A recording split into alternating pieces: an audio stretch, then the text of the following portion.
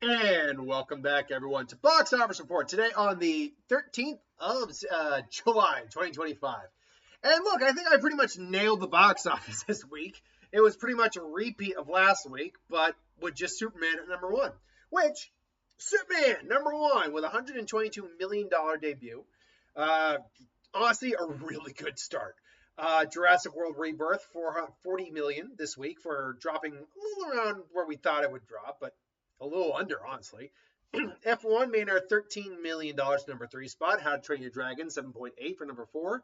And rounding up top five, the little trooper that could, is Helio at 3.9. All right, the big boy on the block this week, Superman, debuts with $122 million, 95 internationally for current worldwide total of $217 million. Now, a lot of things we need to take into consideration here. One, it's the relaunch of the DC universe. It's the first movie out the gate. They don't need this movie to be a blockbuster hit financially. They just need it to go over fantastic with the crowd. They need people to want to like this, to want to see it again, and to enjoy it. And on that front, whether you enjoyed the film personally or not, you got to look at the overall and just the real truth of it is, yeah, no, they succeeded. The majority of people are loving this, or at the very minimum, enjoying this film. And so they succeeded. Now, if we look at it from a financial perspective, however, they would still like to make money on it. It's not like they don't want to. And if we look at it from the financial perspective, this is still a good number to start on. This is right around, actually, this is a little over half the budget of the film. The film's budget, if I remember looking it up correctly, is around $225 million when it's all said and done, which is a big budget. And this is said to have one of the biggest marketing budgets in WB history. Now, what that marketing budget actually is a little unknown, but the speculation right now is it's at about $200 million, which, you know what, that does seem to track. Because the theory right now is, or the speculation is, that this film needs to make around $700 million to be profitable, and like a decent amount profitable. Which, if you do the math on that, 200 plus 225, that's 224. Remember, the studio gets the theaters get their third cut. That means in order for this film to break even, it would have to, in theory, mind you, make right around 600 and I want to say 60. Yeah, so, I mean, a little under that, so maybe like 650, 640, but let's just say 660. If it makes 660, the film at minimum broke even and made a little bit of money. 700 is a very good, safe, profitable number to be at. But I think they even said if the film makes like 500 million, they will at least accept that. Now the question is just going to be, will it? It's coming off of a, look, people want to argue it, but it's the fact of a dead franchise. It's coming off, the films just weren't making money anymore. They weren't. People want to try to argue the Snyderverse, the ones who do anyway. But the facts are, no film up until Aquaman 2, after the first Aquaman, made over $400 million. Now, again, you had Wonder Woman in 84 and Suicide Squad. There was mitigating circumstances in that, to be fair. It was during the pandemic. It's very possible they could have. But let's be real. No film did. And while the reviews were never like god-awful trash for anything beyond, say, for some of them they weren't good. Batman v Superman, not good reviews. Suicide Squad, not the best reviews, but still made money. Even Justice League wasn't the best reviews. But apart from that, like, none of them had like god-awful reviews. Most of them weren't beloved, and Aquaman 2 didn't have the best reviews either. But none of them were beloved. So we're coming off of a very hurt, very limping franchise. A character who apparently is now politically decisive over some very, very dumb bullshit, but whatever. And yeah, and we're going back to a tone of Superman we haven't had probably since the Richard Donner Superman, where it's the boy howdy, good golly gosh, well, not quite that style, but or not that characterization, but that style where hope and being kind of clean cut is still the cool thing. And, you know, being a good person is all that ultimately matters in the end. That's what it matters. So you have all of that, plus all the big releases that are currently out. And to open on $122 million for a worldwide total currently of $217 million, that is a great freaking start for the DC universe. It really is. I mean, if we look at actually the opening weekends right now of the year, I'm trying to think. I think, if I remember correctly, and I could be misremembering this, I think this has the second highest opening weekend of the year thus far. Let's see here. All time. Hold on. Let's see here. I want weekend records. Tell me what I want, what I really want. I want to know. Oh, wait, no, I think it's probably third, because I think Lilo and Stitch had a better opening weekend. I mean, why don't I just do this? I know for a fact that Minecraft had a much better opening weekend. It had like 160 something. Minecraft, 162. It's the third highest opening of April. May, I believe it was Lilo and Stitch, which had a huge ass opening. It was Lilo and Stitch was 146, and it's only the eighth highest. If think about that, that was when Marvel was at like just at its peak. Because literally the top 7 is all Marvel films. But Lilo is still 146 million. Not quite as high as Minecraft, but still a damn good opening weekend. I mean, second highest of the year, eighth highest in May. June did not have anything overly strong, sadly, this year for opening weekend. Yeah, nothing this year that strong. So it is the third highest opening weekend of the year thus far, which is great. And since I got this up, let's see about where it places in the all-time opening July weekend. Let's see here. It comes out as the 9th highest grossing opening weekend of all time for July. But you know what? It booted out Minions. You know what? I'm not going to complain about that. I mean, I will admit I was maybe expecting a little higher, but again, given everything that the film had going against it, and let's be honest, there was a lot. This is nothing short of a great opening weekend. And it's going to have this next week, it's going to be all in, because the only films coming out are I Know What You Did Last Summer sequel, I guess it is, because it is still bringing original characters back, and Smurfs. Neither of which are touching. I mean, they're going to steal whatever audience they steal from this, sure. But let's be real. Neither of these are robbing this of anything significant. So this next weekend is going to be huge for Superman. Especially because this film really comes off as a rewatchable film. It really comes off as a lot of fun. And I think it's something you can bring the kids to again and again and again. It's going to be when Fantastic Four comes out, which is getting good reviews. At least early word of mouth is good. So, and it's coming off of Thunderbolts, which didn't do all that well financially, but was really well received, was a damn good film. So, Fantastic Four will knock Superman off the pedestal, but that's okay. Doesn't need to be a big win or anything like that. So, or doesn't need to like be number 1 in week 3, I guess is what I'm saying.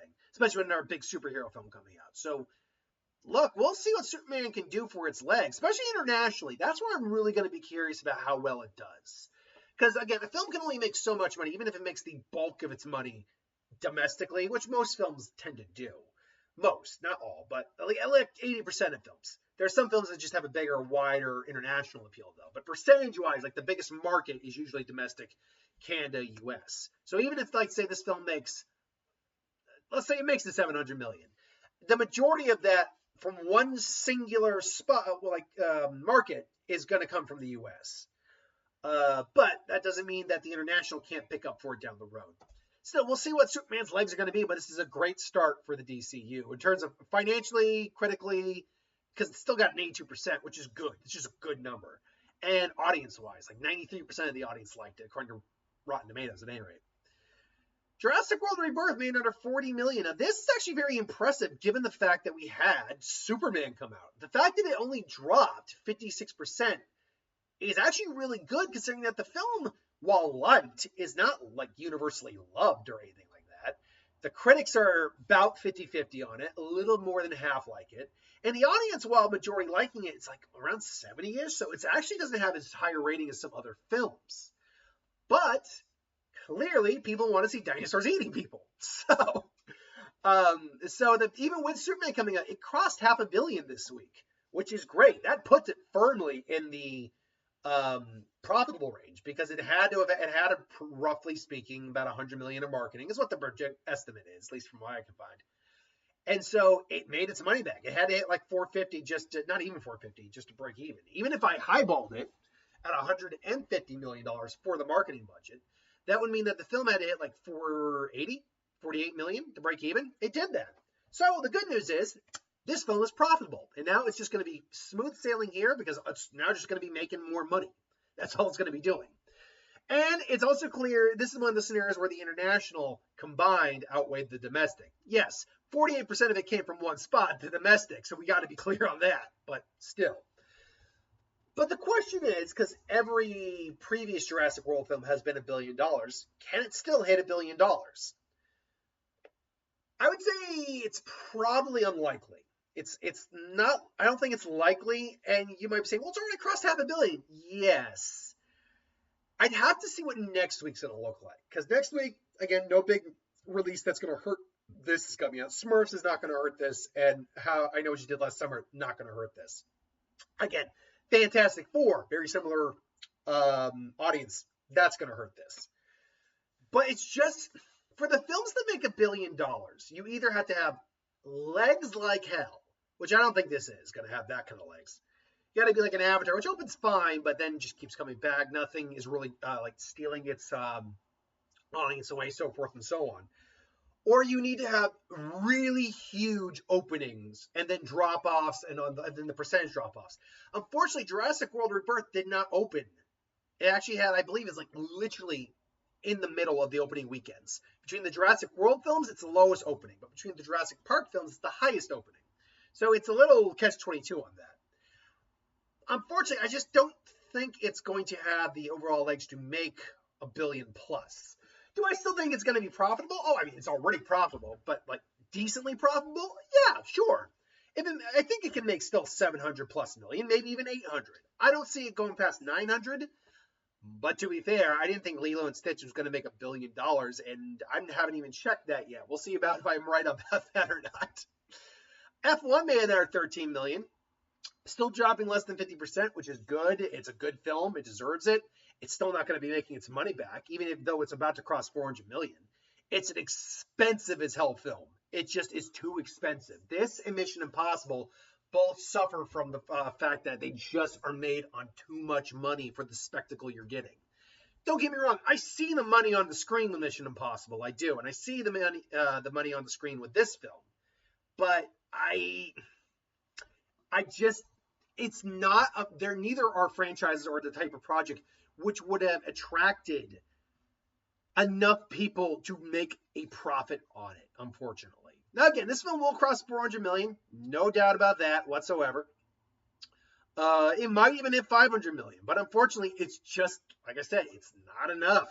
It's not enough. I think I said that the film has to hit somewhere in the neighborhood, if we do the marketing right on that, if we do everything right on that, of like 600 million to break even. I don't think it's going to be doing that, unfortunately.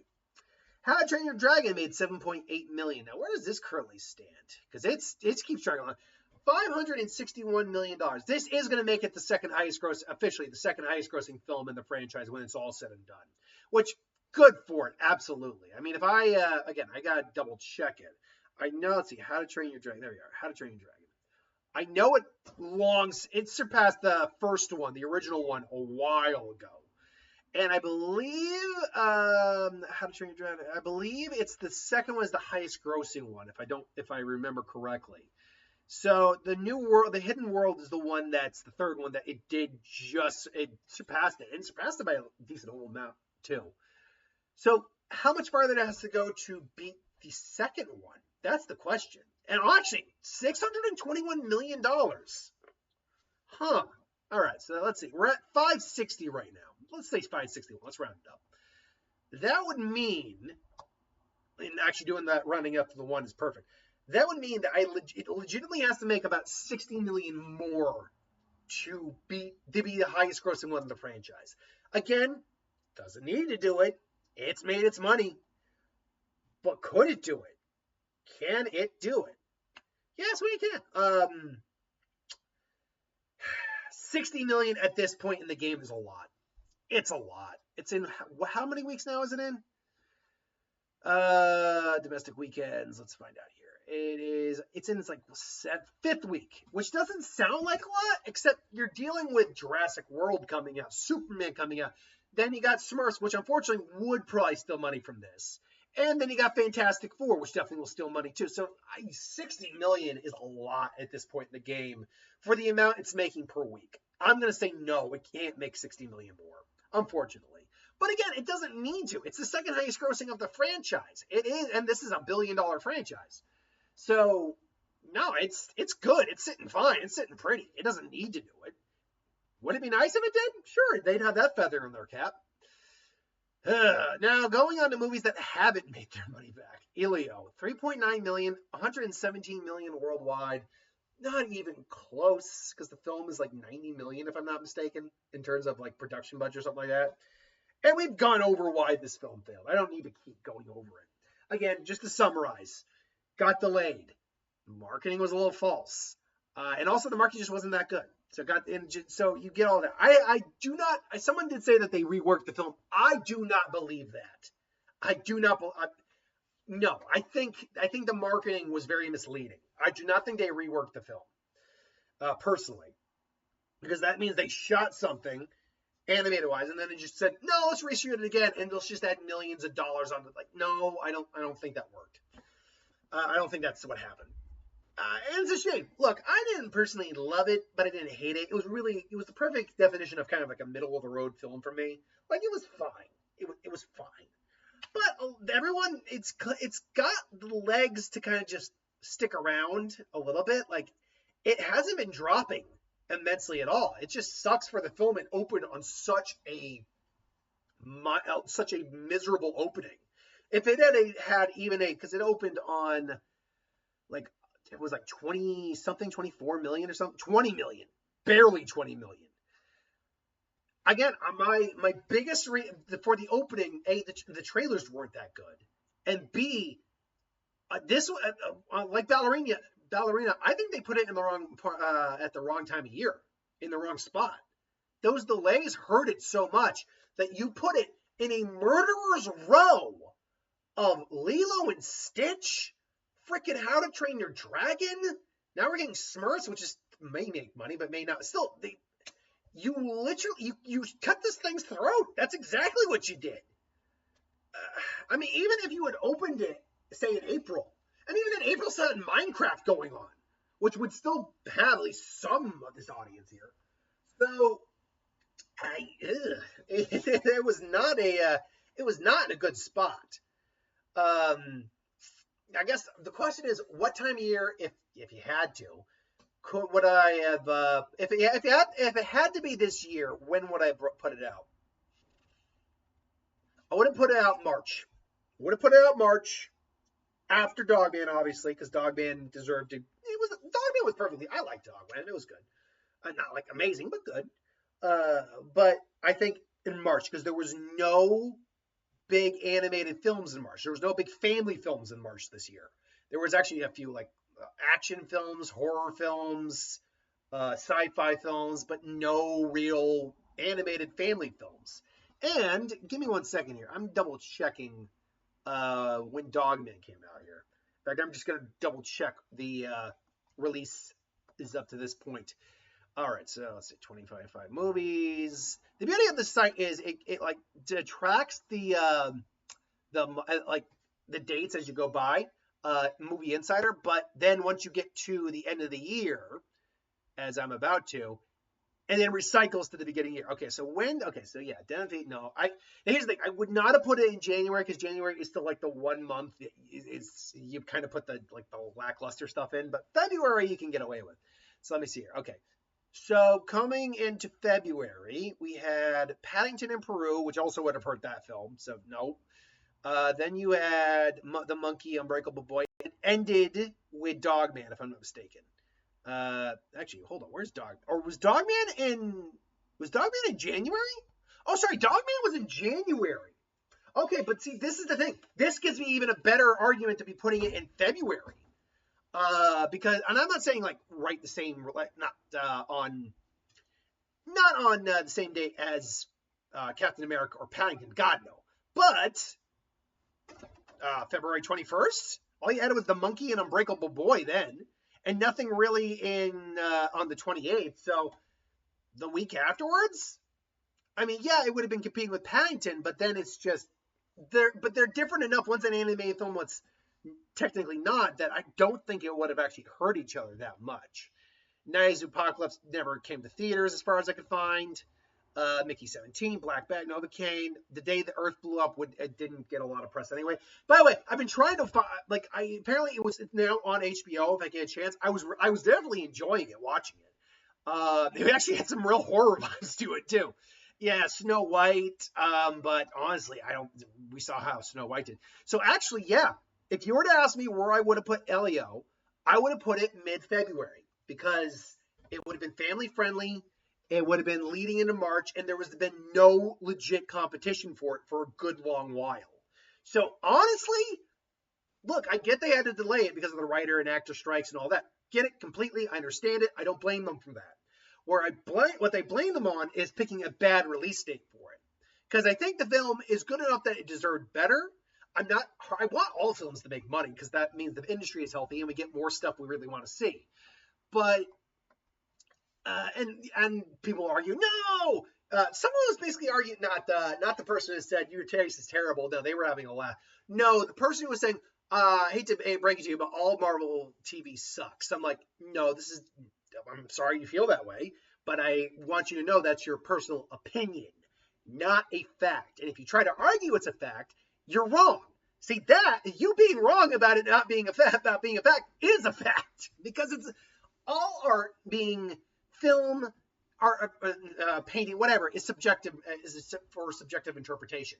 You don't talk down to people saying it's facts or something is bad when it's not when it comes to this industry. You don't get to do that because you look like a douche then. Sorry, you look like a douche when you say stuff like that. I'm currently, the person hasn't responded back. I'm currently kind of in a bit of a, not flame war, but I am kind of trying to, and I kind of hate the fact I've been drawn into this, but I basically I first told someone to like calm down for saying someone was stupid just for doing the whole first thing. You can find the comment too. It's not hard. And they don't seem to grasp the concept of it's not their job to try to enlighten people to be better. Even if it is, it's about saying first in the comments. It's not about like that. It's not like they were saying racist stuff or, things against people's religion or being hateful or anything. They literally just said this and they just said, no, you're being stupid. I'm not saying you're stupid. I'm saying what you did is stupid. No, when you say, I'm going off on a rant now. But when you say what they did is stupid and then tell them that they need to be better, that is calling them stupid. You realize you don't get this.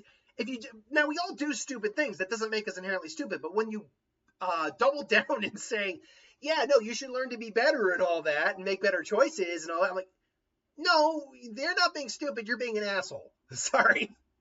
Anyway, I went on a fun tangent there. I've been dealing with that this week. I'm like, I just need to vent that. Like, that person is being so stupid right now. They are being stupid. Anyway, I digress. So yeah, that's probably how I would have saved Elio, is by releasing it probably in February through March.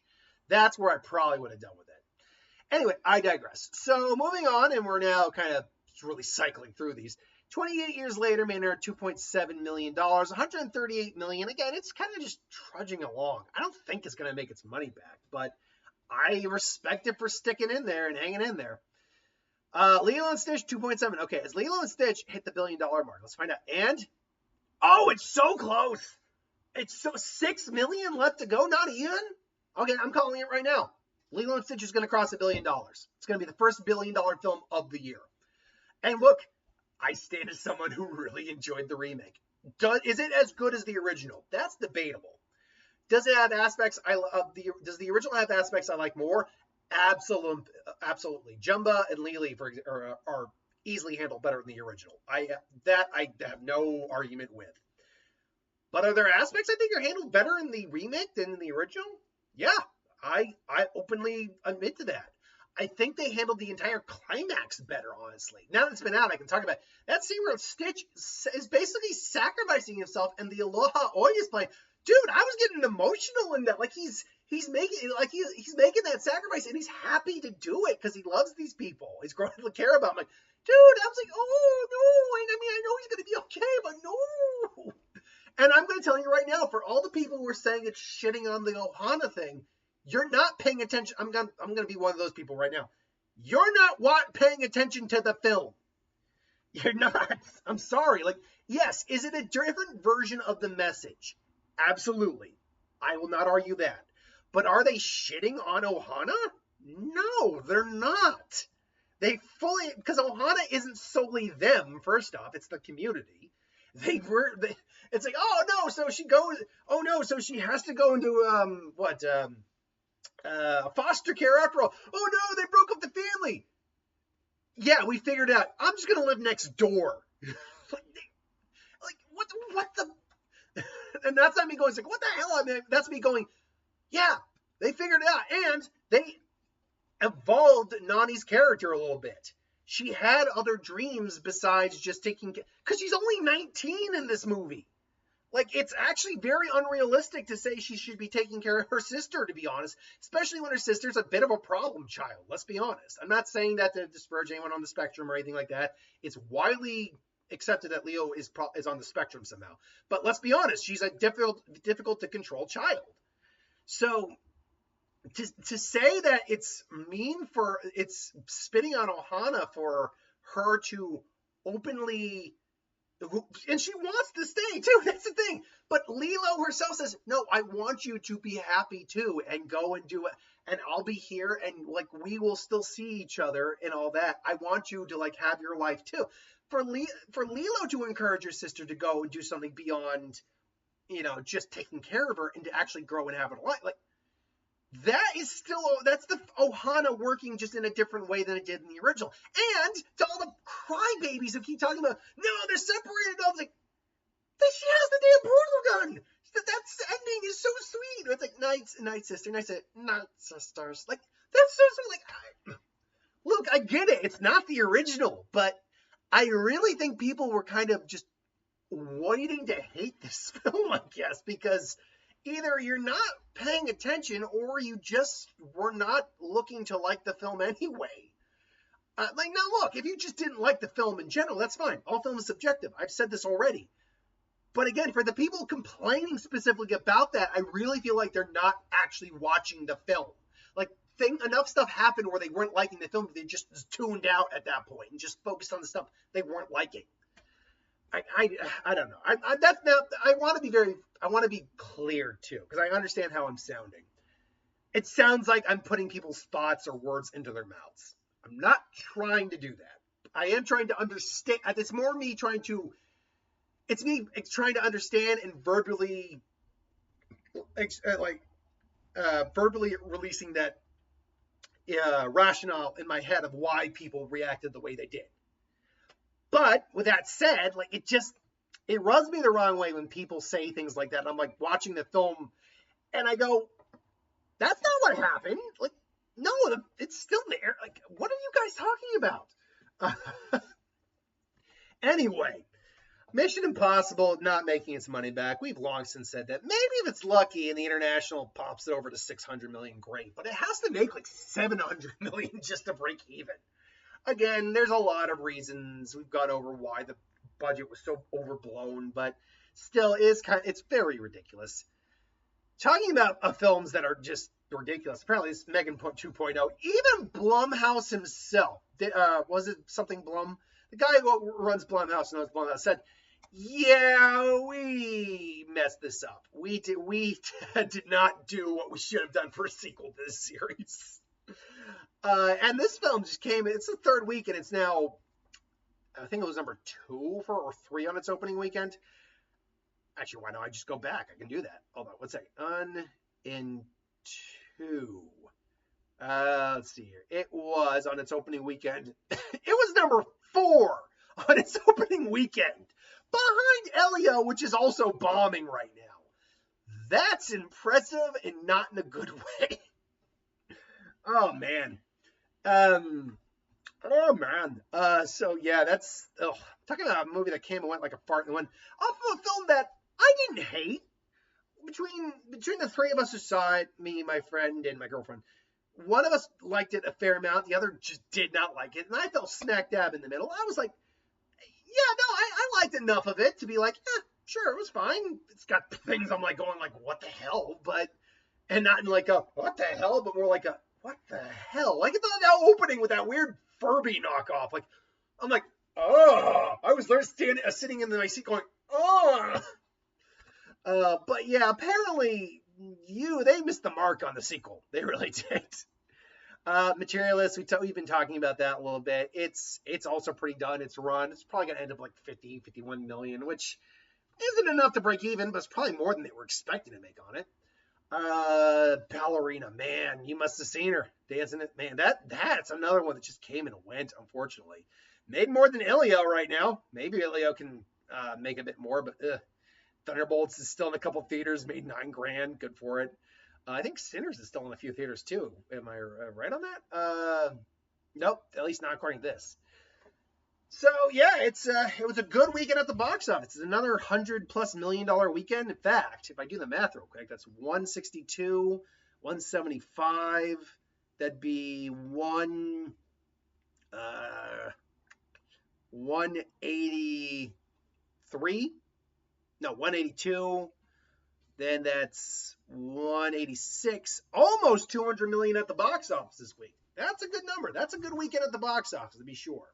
And if we look at the worldwide real quick, Lilo and Stitch is currently the #1 movie of the year. No, it's not Neza 2. Just always got to remind you, that does not qualify in this. Final Destination Bloodlines is currently the 10th highest grossing film. Sinners at number 9. Thunderbolts 8. F1 the movie at number 7. Captain America number 6. Jurassic World number 5. How to Train Your Dragon number 4. Mission Impossible number 3. And Minecraft is the second highest grossing. Honestly, it's not a bad year at the box office right now. Not a bad year. We're about to get our first $1 billion with Lilo and Stitch. We know guaranteed Avatar is going to be a $1 billion film. We know that guaranteed. So that we can cross that one off the list. In terms of the other potential $1 billion films this year, I'm not saying I don't think Fantastic Four is going to be a $1 billion film. Could still do well, but I don't think it's going to be $1 billion. But Zootopia 2, I'm not saying it's a lock billion, but that's got to be in the conversation. And Wicked for Good, that's got to be in the conversation too. Honestly, there aren't a lot of guaranteed $1 billion films past the ones we've been talking about. Like Minecraft almost was a $1 billion film. Lilo and Stitch is going to be a $1 billion film. Superman, there had the potential. I don't see it being a $1 billion film. Other than that, though, I mean, normally you'd say the Marvel films are almost either a lock or at least in the conversation. But look, if Fantastic Four can at least pull off, say, let's look at the other numbers we got here. Say Mission Impossible numbers, maybe a high 500s, low 600s. Marvel A has got to take that as a win financially and a win from the audiences. Because again, from what I'm hearing, Fantastic Four is really good. At least again, from the people who have seen some of the first showings, fan screens, all that. So with this coming box office this week, we've got Smurfs, and I Know What You Did Last Summer. So let's not bury the lead. Superman will still be #1 this week. But what do I think will be #2 and 3? What do I think is, oh God. I'm not going to lie. I actually don't see a high box office for Smurfs because those trailers are not good. They are really bad. But with that said, I do think it'd be #2 because Jurassic World's probably dropping at minimum 50%. Even if it drops a low 4 or something like a mid 40 or something like that, you're looking at them making 20 something next week. I still see Smurfs making more than that. It's a new animated film on the block. It's a known IP, so I do see it making more. So I just think Smurfs is #2. Jurassic World, though, I think is going to be #3, if I'm going to be honest, because I don't know how many people care about I Know What You Did Last Summer, a umpteenth one. I think it's like the 4th one. It's like I know what you did last summer. I still know what you did last summer, and I'll always know what you did last summer, right? And now I think this is the 4th one. I don't know how many people care because they haven't done a huge marketing campaign on it. So at the very minimum, it's going to probably be low budgeted. Actually, I know what you did last time. Let me see if I can find a budget on this. I know what you did last summer. What you did last summer. All right. Do we have a budget on this yet? Budget.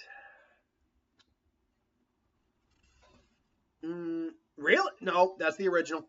I was about to say really, but no, it's the okay. Let me get the 2025 one up here instead. 2025. Okay, let's try that. Well, we only got the franchise right now. Yeah, I don't have a budget right now on it. My guess is you could be looking at 40-ish million. I think that'd be a pretty reasonable budget, all things considered. And yeah, they barely have marketing. So they probably only have 20 million in marketing. This is all my guesses, by the way. I'm sure when the film comes out, we'll know what the budget is. I don't see this film making a lot of money. Unlike Scream, which had a lot more, what's the best way to put it? Not IP. Although that I would say it's a stronger IP.